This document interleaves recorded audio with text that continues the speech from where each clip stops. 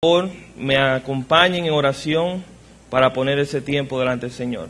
Si pueden inclinar sus rostros y vamos a orar. Amantísimo Dios del cielo y de la tierra, venimos delante de tu presencia, darte gracias, darte la gloria y el honor que tú mereces, Señor. Gracias por las alabanzas que tú permites que nosotros traigamos delante de tu presencia. Gracias por el tiempo que tenemos aquí en tu casa. Pero también te damos la gracia, Señor, por tu palabra, que podemos abrirla, que podemos estudiarla en esa noche y que podemos ver cuál es el mensaje que tú tienes para todos nosotros. Te damos gracias también por cada una de las personas que están aquí, rogándote para que tú le ilumines, para que tú le des conocimiento de la palabra y de igual forma tú seas conmigo en esa noche, Señor, para que todo lo que nosotros hablemos en esa noche sea conforme a tu palabra y a tu voluntad. Gracias te damos, Señor, infinita, en el santo nombre de tu Jesús. Amén. Como muchos de ustedes saben, el título de esta noche es Verdades. Y no sé si se han dado cuenta en el arte que tenemos aquí, que aparece la palabra verdad, pero después, entre paréntesis, es.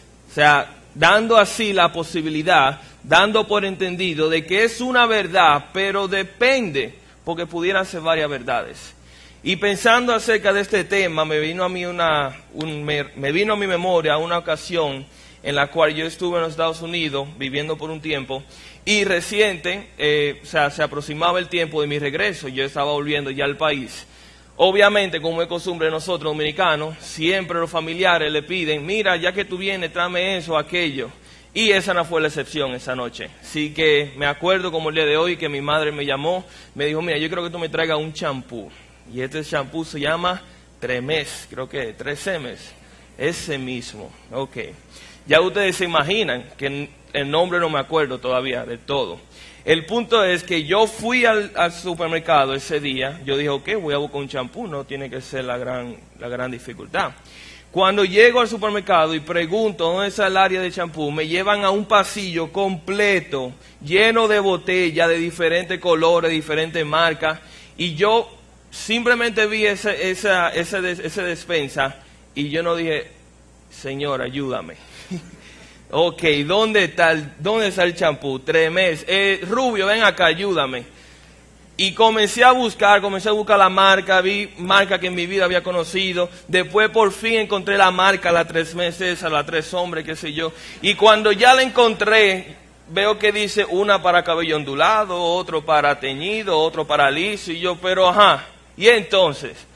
Y yo me recuerdo, estando yo en ese pasillo, mirando la cantidad de champú, yo decía, ¿cuál de todo es el que mi mamá quiere? ¿Cuál es el que ella me dijo que tengo que coger? ¿Cuál es el champú correcto?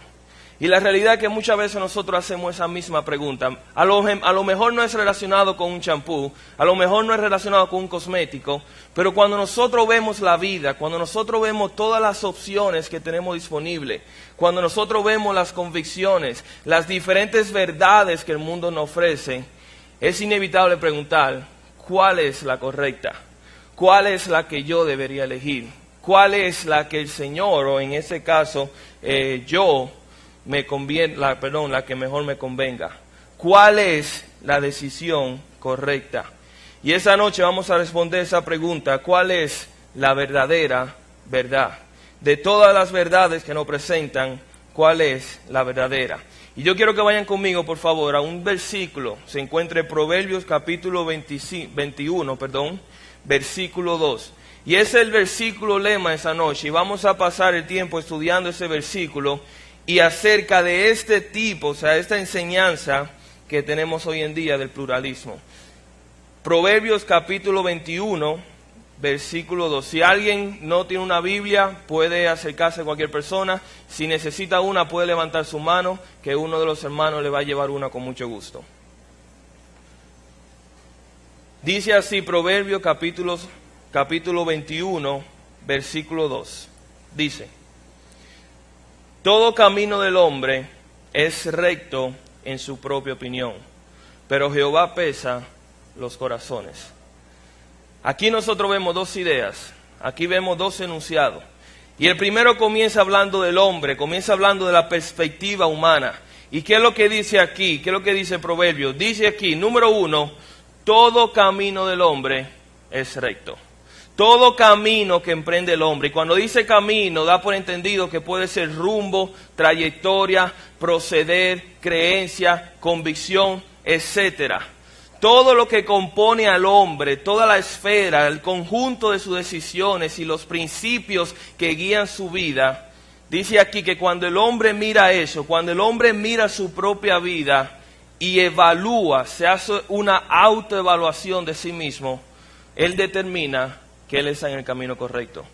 Cuando el hombre mira su proceder, cuando el hombre mira su trayectoria, sus caminos y hace una autoevaluación, él determina que él tiene la razón. Él determina de que él va en el camino correcto. Pero hay un factor aquí que es sumamente importante y no podemos perder. Hay un factor que puede cambiar toda la ecuación y es como dice al final de esa primera parte. Todo camino del hombre es recto. ¿Pero cómo? En su propia opinión. ¿Y qué quiere decir esa última parte? ¿Qué quiere decir cuando dice aquí que todo camino del hombre es recto en su propia opinión? Significa que el hombre se convierte en su propio juez. Yo veo mi camino, yo veo mi proceder, yo veo las decisiones que estoy tomando en mi vida y cuando yo le evalúo, yo determino que estoy en el camino correcto. Pero eso es según yo lo veo, según a mí me han enseñado, como vimos en la obra. Nosotros estamos juzgando nuestros caminos conforme a nuestro propio criterio. En otras palabras, yo determino lo que es correcto para mí en base a lo que yo pienso que es correcto para mí. Y eso es algo sumamente peligroso, porque como mencionamos hace un minuto, nosotros venimos a convertirnos en nuestro propio juez. Ahora, hay otro detalle. Obviamente nosotros podemos ver en esa habitación, en ese templo, que no somos una sola persona, sino que habemos muchas personas. Y muchas personas de diferentes trasfondos. Hay personas que posiblemente sean dominicanos, hay posible que hayan personas que sean extranjeras. Hay personas que vienen y se han criado en la ciudad, o hay personas que vienen del campo. Hay personas que han sido criadas en un hogar cristiano, o hay personas que nunca han escuchado acerca del nombre del Señor, o posiblemente nunca han escuchado de la verdad de las Escrituras. O sea que el hecho de decir que mi camino es correcto, según mi opinión, es decir que esto es también verdad para otras personas. Y aquí entonces tenemos un problema. ¿Qué pasa si yo, siendo hombre, digo que yo estoy caminando en el camino correcto, pero viene otra persona completamente diferente a mí, en otro camino completamente diferente, y también afirma que está caminando en el camino correcto? Podemos decir un ejemplo. Digamos que tenemos un cristiano aquí que dice que existe un Dios y que todos nosotros debemos rendir cuenta a este Dios. Pero después tenemos también un ateo que dice que no existe Dios y a la única institución que nosotros debemos rendir cuenta es a nuestro gobierno o nuestra sociedad. Y tenemos otra tercera persona que dice, no sabemos, no estamos seguros si existe o no un Dios, pero no se preocupe, que no hay que preocuparse, porque a fin de cuentas debemos disfrutar nuestra vida y no rendirle cuenta a nadie. 3 puntos de vista. Cada uno completamente diferente al otro. Sin embargo, los tres profesan y proclaman tener el camino correcto. Y el decir que yo tengo el camino correcto implicaría que los demás están equivocados.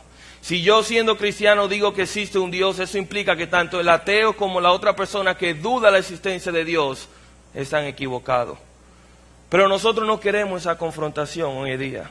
Cuando nosotros vemos esa confrontación de diferentes ideas, diferentes principios, diferentes verdades, en vez de buscar la verdad objetiva, en vez de buscar la verdad absoluta y ver qué es lo que verdaderamente es verdad, simplemente nos hacemos la vista gorda y decimos, es más, todo es verdad.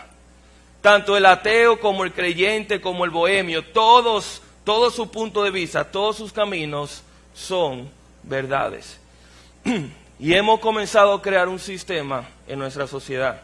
Hemos creado un sistema donde nosotros podemos vivir en paz mutuamente, donde nosotros podemos, donde todo el mundo tiene la razón y donde nadie nunca se equivoca.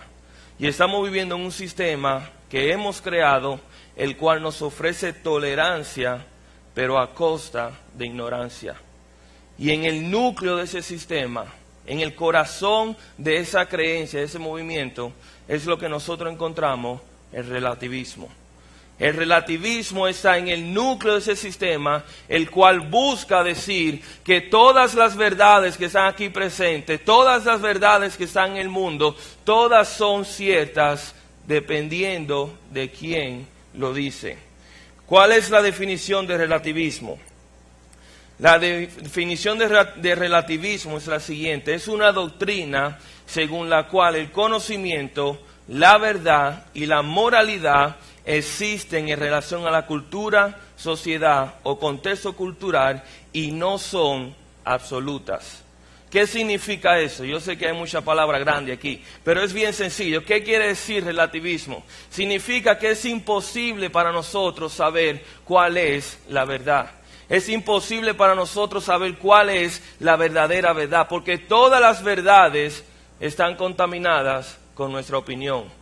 Muchas veces nosotros tenemos una opinión de algo, pero esa opinión está manchada o está, por así decirlo, influenciada, ya sea de mi trasfondo, de la familia que yo vengo, del país o de la cultura que yo vengo, o de circunstancias que he tenido en mi vida, el cual me han hecho determinar qué es esa verdad. Y el relativismo mira todo esto y dice: no es posible conocer la verdad, no es posible conocer una verdad absoluta, porque toda la persona tiene la misma probabilidad de estar en lo correcto. Y déjeme ponerle un ejemplo sencillo de situaciones que nosotros vemos hoy en día. Podemos tomar el asunto del aborto, un tema que constantemente en los medios de comunicación se habla, después se suelta, se deja de hablar, después vuelve otra vez y toma los medios de comunicación. Y cuando nosotros hablamos del aborto, podemos decir que hay tres perspectivas. Vamos a poner ejemplo. Tenemos, número uno, una persona la cual dice que quitarle la vida a una criatura indefensa nunca es una opción. Quitarle la vida a una persona indefensa nunca es la opción. Pero tenemos otra persona que dice: si una persona queda embarazada producto de una violación, optar por el aborto es una opción válida.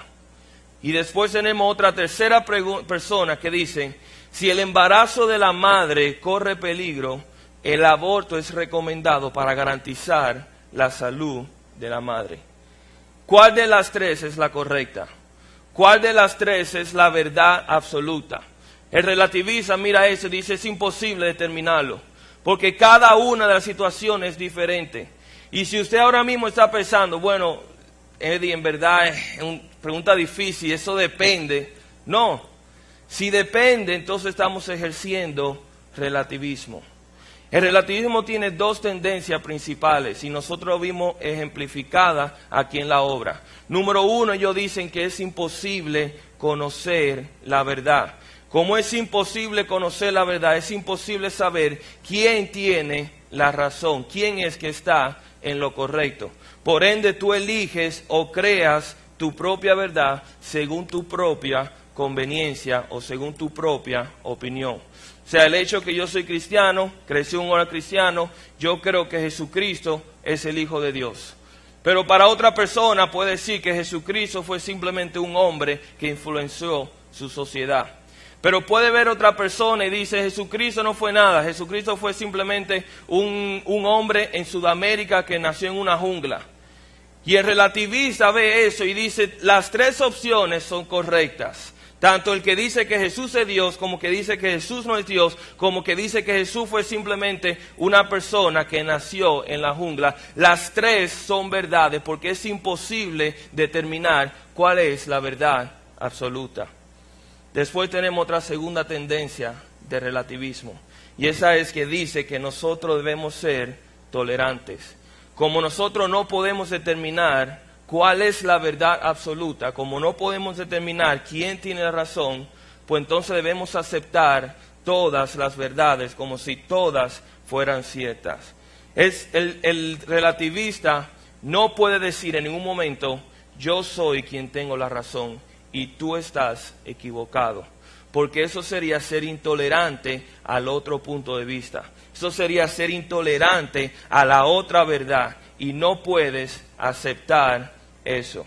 Un ejemplo de una intolerancia es simplemente si un amigo tuyo te dice, mira, di Jesús, yo he meditado mucho últimamente y he estudiado y yo he llegado a la conclusión de que la luna está hecha de queso.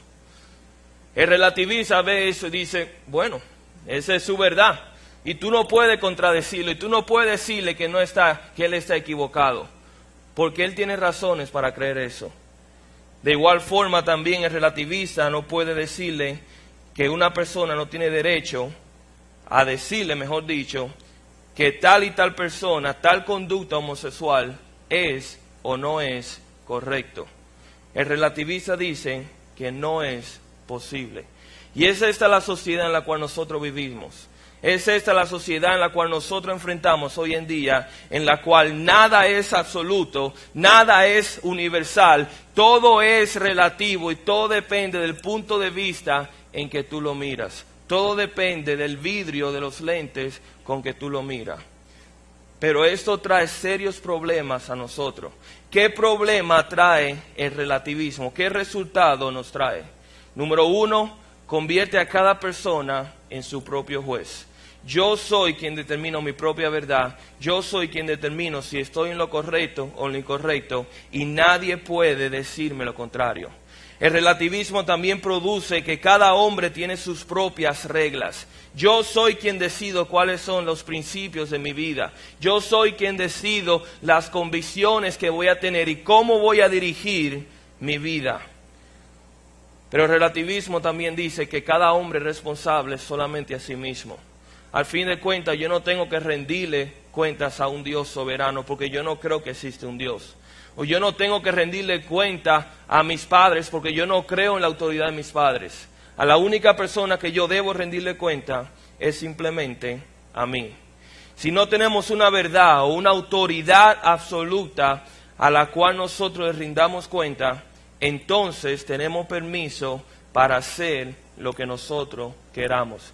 Y es aquí donde nosotros podemos decir que la cosa se pone agria. Es aquí el lado oscuro del relativismo. Porque si todo es aceptable, si todo es permitido, si cada uno decide su propia regla y cada uno es su propio juez, entonces esa es la razón por la cual nosotros vemos un aumento en la tasa del divorcio.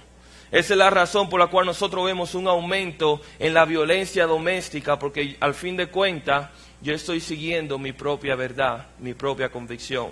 Es por eso que nosotros vemos cómo hijos se rebelan en contra de su padre y cómo padres se desentienden y rechazan a su propio hijo porque ellos piensan que están haciendo lo correcto según su opinión. Y es por eso que nosotros vemos un desenfreno en la sexualidad y en toda su expresión. No simplemente cuando hablamos de sexo fuera del matrimonio, sino también adulterio, violaciones, pornografía, incluyendo pornografía infantil y prostitución. Todo eso es resultado de que no existe una autoridad, no existe una verdad absoluta a la cual nosotros podamos rendirle cuenta. Simplemente le rindo cuenta a mí mismo, por ende yo decido lo que es correcto para mí. Yo decido mi propia verdad. Porque no tienen una autoridad moral a la cual deben rendir cuentas. Y ese fue el caso de Israel en algún momento. Yo le voy a leer un versículo, no tienen que buscarlo. Pero en Jueces capítulo 21, versículo 25, dice que en estos días, hablando del pueblo de Israel, en estos días no había rey en Israel, y cada uno hacía lo que bien le parecía. En esta etapa de la historia de Israel se encontraba en un momento donde no había autoridad, donde no tenían un rey, donde no tenían una figura a la cual ellos venían y rendían cuenta. En verdad sí la tenían, era Dios, pero ellos simplemente lo habían ignorado, simplemente lo habían descartado de la ecuación. Por ende, cada hombre hacía lo que bien le parecía, cada hombre hacía a lo que él pensaba era correcto. Y nosotros sabemos por historia que eso fue uno de los tiempos más oscuros y de mayor pecaminosidad en el pueblo de Israel. Y a diferencia de nosotros no podemos decir que no hay un rey, porque sí existe un rey, pero ese rey es rey del universo, ese es Dios todo soberano, el cual es la autoridad, el cual es la autoridad moral y absoluta sobre el universo. Ahora, nosotros vemos el problema del relativismo, vemos el problema de decir que cada hombre es su propio mundo y cada persona decide hacer lo que quiere. Pero debemos saber que hay una necesidad de una verdad absoluta, hay una necesidad para nosotros tener una verdad universal. Y les voy a explicar por qué. Número uno, el relativismo tiene, dentro de los muchos fallos, hay uno que es muy interesante y es que ellos son selectivos. El relativista tiende a ser selectivo y les voy a dar un ejemplo. Nosotros no podemos condenar a una madre por querer abortar su bebé, porque a fin de cuentas, según ella está haciendo lo correcto y nadie puede imponer su opinión moral. Ella está tomando la decisión de abortar a su hijo, es su decisión, ella tiene su razón y ella piensa que está haciendo lo correcto y nadie puede decirle que ella está haciendo algo malo, absolutamente nadie, esa es su verdad. Ok, perfecto. Vamos a aplicar ese mismo principio a cada escenario de nuestra vida. Si nosotros aplicamos ese mismo principio en toda nuestra vida, entonces nosotros tampoco podemos condenar las acciones de Bin Laden. Tampoco podemos condenar los atentados terroristas del 11 de septiembre. Porque según Bin Laden, él estaba haciendo lo que era correcto en su propia opinión. Según Bin Laden, él estaba haciendo lo que era justo según su opinión. Y nosotros no somos nadie para decir que él hizo lo contrario, que hizo lo malo. No somos nadie para decir que él cometió un error. Entonces vemos aquí cómo el relativista, por lo general, está de acuerdo con lo primero, pero casi siempre está en desacuerdo con lo segundo. Y vemos aquí una selectividad, vemos aquí cómo ellos son parciales y cogen donde les conviene. Pero tiene que haber un modelo moral. Tiene que haber una autoridad fuera de nosotros a la cual nosotros debamos responder. No a nosotros mismos, no a nosotros, hombre, que yo pongo mis reglas y mis expectativas y después yo rindo cuenta a mí mismo. No, tiene que haber un estándar, tiene que haber una verdad, tiene que haber una autoridad fuera de mí, fuera de la sociedad, a la cual yo también tenga que responder. Tiene que haber una verdad absoluta a la cual todos nosotros debamos rendir cuenta. Nosotros podemos decir que en nuestro país el deporte nacional es el béisbol. Y por eso yo voy a hacer esa ilustración, dando por sentado que todos conocemos un poco acerca de béisbol. Imagínense que mañana decidimos hacer una liga y todos nosotros vamos al play y jugamos béisbol. Pero este juego va a ser diferente a todo lo que hemos jugado. ¿Por qué? Bueno, número uno, vamos a jugar en un play que no tiene línea de foul. Después vamos a jugar en un play que no tiene bases.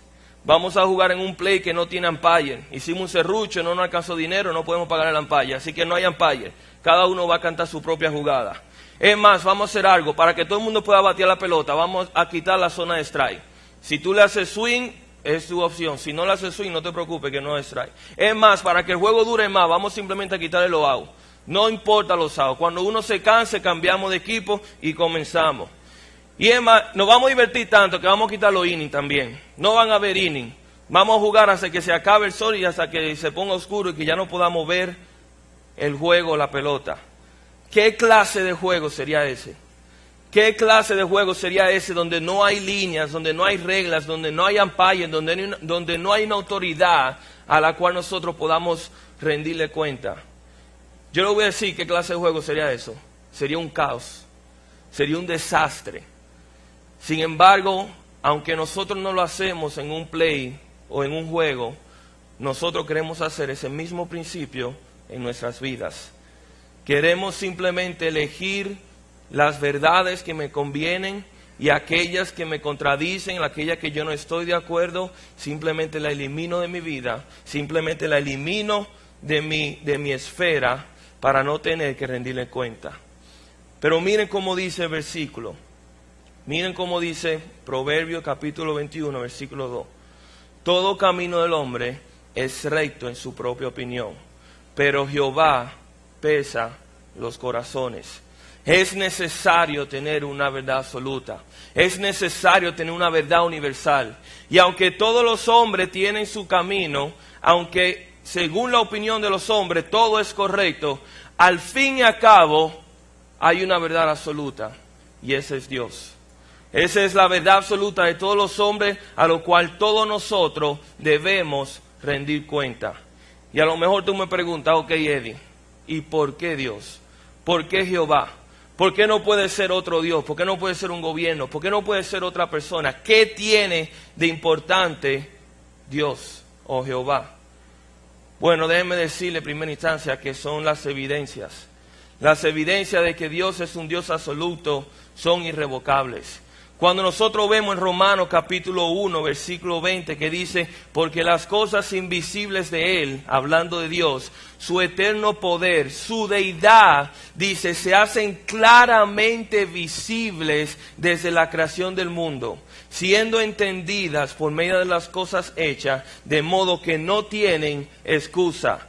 Nosotros vemos aquí cómo la creación testifica de un creador. Y aquí dice Pablo, si tú miras la creación, tú te vas a dar cuenta que la creación clama, grita a todo dar de que existe un creador, de que eso no sucedió simplemente por una coincidencia o por una explosión, sino que eso clama y es evidente que existe un creador y no tenemos excusas. Pero no solamente eso, sino también que la ciencia testifica de Jehová. Cuando nosotros vemos versículos como Isaías capítulo 40, versículo 22, que dice, Él está sentado ¿sobre qué? Sobre el círculo de la tierra, cuyos moradores son como la langosta, y Él extiende los cielos como una cortina, los despliega como una tienda para morar. O sea, según me enseñaron a mí en el colegio, Cristóbal Colón fue aquel que propuso que la tierra no era plana, sino que era redonda.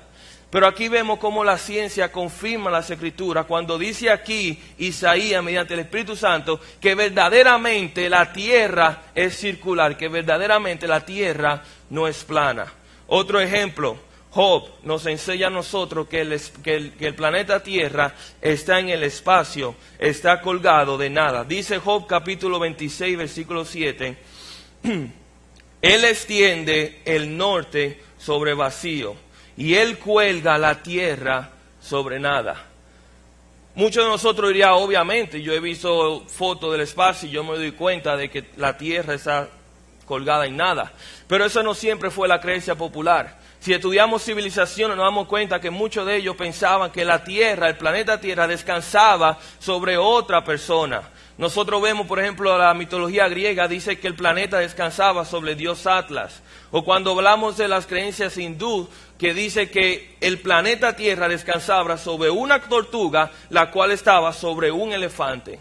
Sin embargo, aquí está el Señor hablando en Job de que la tierra está sobre nada. Y por ende la ciencia da testimonio de Dios. Pero no solamente la ciencia, también nosotros vemos la historia del ser humano que testifica de Dios. Ninguna persona ha impactado tanto la historia humana como Cristo. Su vida, sus enseñanzas, millones de libros han sido escritos sobre Él. Y sus discípulos han impactado cada rincón del mundo como ningún otro lo haya hecho. Incluso nuestro propio calendario, cuando nosotros vemos que estamos en el año 2014, vemos que estamos en el año 2014 después de Cristo. Y si estudiamos historia, vemos que estudiamos los años 800, 900, 1000 antes de Cristo. O sea que la persona de Cristo ha impactado a la historia del ser humano por encima que cualquier otro ser humano que ha caminado sobre la faz de la tierra. La literatura también testifica de Dios. La Biblia ha sido el libro más reproducido en toda la historia de la humanidad. También ha sido el libro más traducido. Está compuesto por más de 40 autores, los cuales todos vinieron de diferentes culturas, todos eran de diferentes oficios, algunos eran pescadores, otros eran publicanos, algunos eran profetas, algunos eran simplemente escritores, todos de diferentes épocas y años y todos de diferentes lugares. Y sin embargo fue escrito en un periodo de tiempo de 1500 años y sin embargo es completamente coherente y no tiene contradicción en su totalidad. También nosotros vemos, Y a mi opinión, esa es la evidencia más importante de que la iglesia también testifica de Dios. Las vidas de los santos, la vida de las personas que han sido transformadas por Dios, no pueden ser irrevocables, no pueden ser destachadas. En todo lugar, en toda época, desde el principio del universo, la vida de los hombres ha sido marcada por una persona, por Cristo. Y ha sido marcada por un Dios, Jehová, el Dios Trino. Y en nosotros vemos eso, el testimonio de los santos, de cómo Dios ha traído perdón, de cómo Dios ha traído salvación, de cómo Dios ha traído gozo y cómo Dios ha traído propósito a nuestra vida. Pero más que todo, cómo Dios ha traído vida a nosotros. Y cualquier persona que profesa ser cristiano, cualquier persona que profesa haber puesto su fe en Cristo Jesús como Señor y Salvador, tú puedes ver que las evidencias son tangibles. Tú puedes ver la evidencia de que esa persona es diferente porque ha sido influenciado por la verdad de Dios. Las evidencias son irrevocables. Las evidencias son claras. Pero mira cómo dice el versículo otra vez. Versículo 2 del capítulo 21. Todo camino del hombre es recto según su propia opinión, pero Jehová pesa los corazones. Pero, ese pero es muy importante. Independientemente de lo que piense el hombre, al final quien prevalece va a ser Jehová. Independientemente de la opinión del hombre, independientemente de la filosofía tuya o mía, lo que cuenta al fin y al cabo es la opinión de Jehová.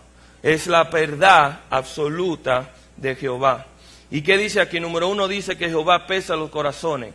¿Qué quiere decir pesa? Obviamente es un sinónimo, o mejor dicho, los sinónimos a pesar pudiera ser medir, probar o comprobar. Y lo que está diciendo es que Jehová conoce los corazones y Él es quien los juzga. Él conoce los corazones de cada ser humano que ha caminado en la faz de la tierra. No solamente los que estamos aquí en este templo, sino los que están en la faz de la tierra, no solamente en el presente, pero también pasado y los que van a caminar. Pero no solamente eso, sino que dice que pesa tu corazón. Esas son tus emociones, tus intenciones, tus pensamientos, tus acciones. Dice Jeremías capítulo 17, versículo 10. Yo Jehová que escudriño la mente, que pruebo el corazón, para dar a cada uno según su camino, según el fruto de sus obras. Entonces, ¿qué vemos aquí? A diferencia de lo que el hombre predica, a diferencia de lo que el hombre cree, que existen varias verdades, si tú eliges la que más te conviene, nosotros vemos aquí como la palabra de Dios nos dice, independientemente de los caminos que el hombre camina, independientemente de lo que él decida, estoy yo, Jehová, el cual soy absoluto y soy soberano. Y yo escudriño los corazones, yo conozco los corazones, pero también yo recompenso conforme a sus acciones. Cuando Él mira nuestros corazones, cuando Él mira tu corazón, dice la palabra de Dios que Él va a recompensar conforme al fruto de nuestras obras. Ya nosotros vimos, número 1, que el decir que la verdad es relativa es absurdo. No existe tal cosa como el relativismo en la verdad. Si hay una verdad, es simplemente una verdad y es absoluta, lo cual implica que todas las otras verdades son una mentira.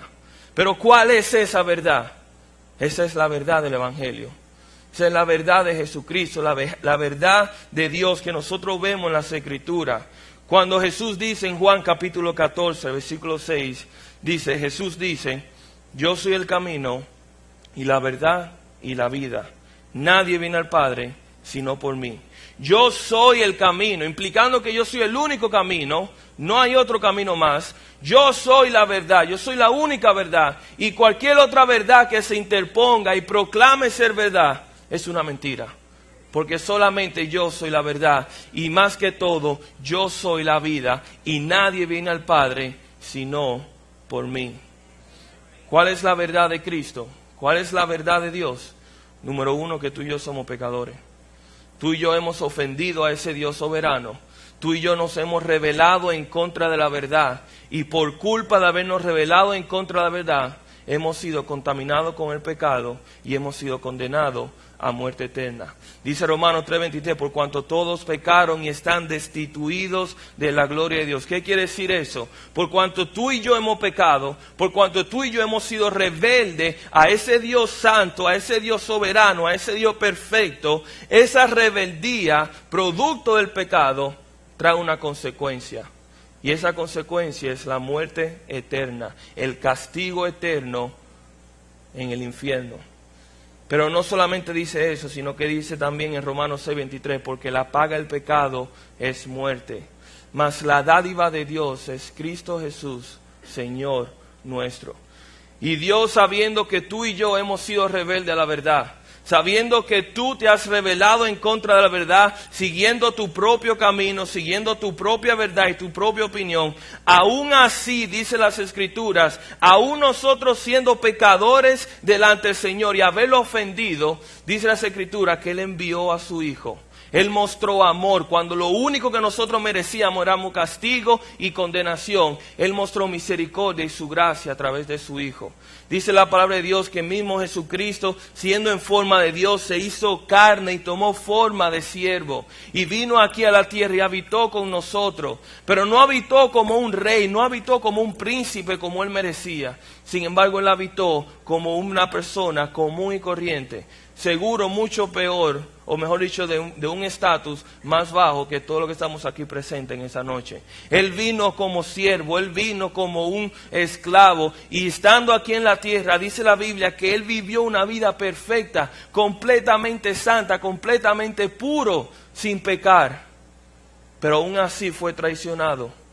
Aquel que no conoció pecado fue condenado como el peor de los pecadores. Dice la Biblia que Él fue traicionado por aquellos que eran más cerca de Él, obviamente haciendo referencia de Judas. Cuando Él fue traicionado, dice que fue enjuiciado y fue enjuiciado injustamente y fue condenado a la muerte. Y condenado a la muerte, dice la Biblia que Él sufrió nuestros dolores, que Él sufrió por nuestro pecado. Su cuerpo fue maltratado, su cuerpo fue desfigurado. Dice la Biblia que su propia barba fue arrancada, al punto tal que cuando tú veías el rostro de Jesucristo, tú no podías reconocer que era Jesucristo. No solamente eso, dice la Escritura que Él también tuvo que cargar la cruz, la cual Él mismo había creado, hasta una loma llamada la Gólgota. Y ahí en esa cruz Él fue acostado. Fue puesto en esa cruz, un soldado romano vino y clavó su mano derecha en la cruz. Luego vino su mano izquierda y la clavó en la cruz. Después vino con sus pies, lo puso uno encima sobre el otro y lo clavó en la cruz.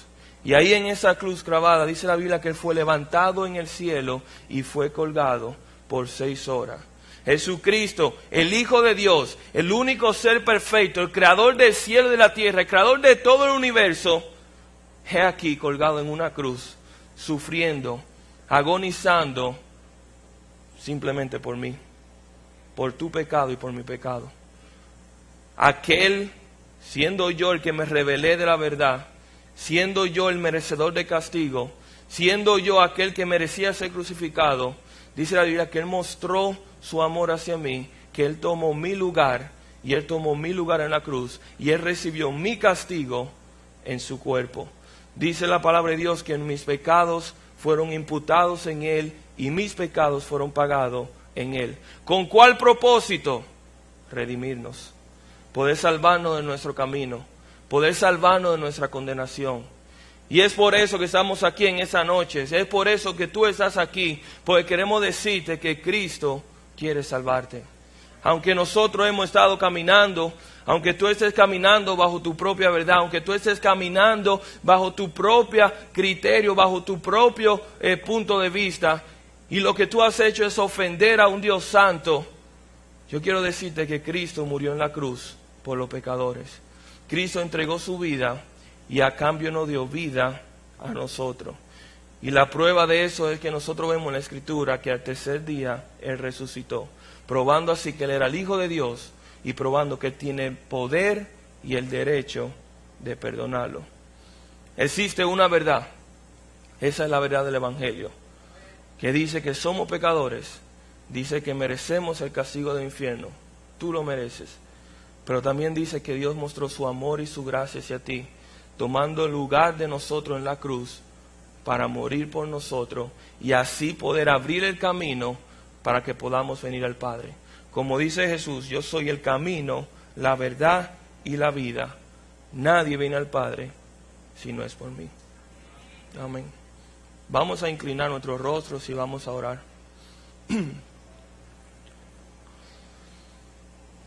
En ese momento yo quiero que cada uno de nosotros medite en lo que hemos escuchado. Que cada uno medite en el camino que hemos estado andando. Posiblemente tú has dicho o has venido esa noche pensando que toda tu vida ha ido en el camino correcto. Que tú has hecho lo correcto según tu opinión y que tú pensabas que ya todo eso te libraba de cualquier castigo. Sin embargo, en esta noche tú te has dado cuenta que tú has estado en un error, que tú has creído una mentira, pero también te has dado cuenta de que existe una sola verdad y esa es la verdad de Jesucristo, esa es la verdad de la cruz. Si tú en esa noche sientes el Señor obrando en tu corazón, si tú hoy en esa noche quieres recibirlo como Señor y Salvador y creer en la verdad, pídeselo en tu corazón. Dile en tu corazón, no lo diga en voz alta, pero dile en tu corazón: Señor Jesús, yo reconozco que soy un pecador. Yo reconozco que te he ofendido. Yo reconozco que he vivido mi vida entera siendo rebelde hacia ti, siguiendo mi propia opinión. Sin embargo, yo también reconozco que tú enviaste a tu Hijo por mí, que tomó mi lugar en la cruz y que Él se sacrificó por mis pecados.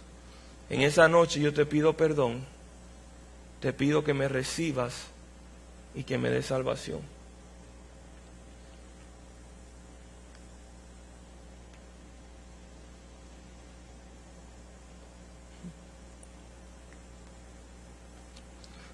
Padre amado que estás en el cielo, santificado sea tu nombre, Señor, hoy, mañana y siempre.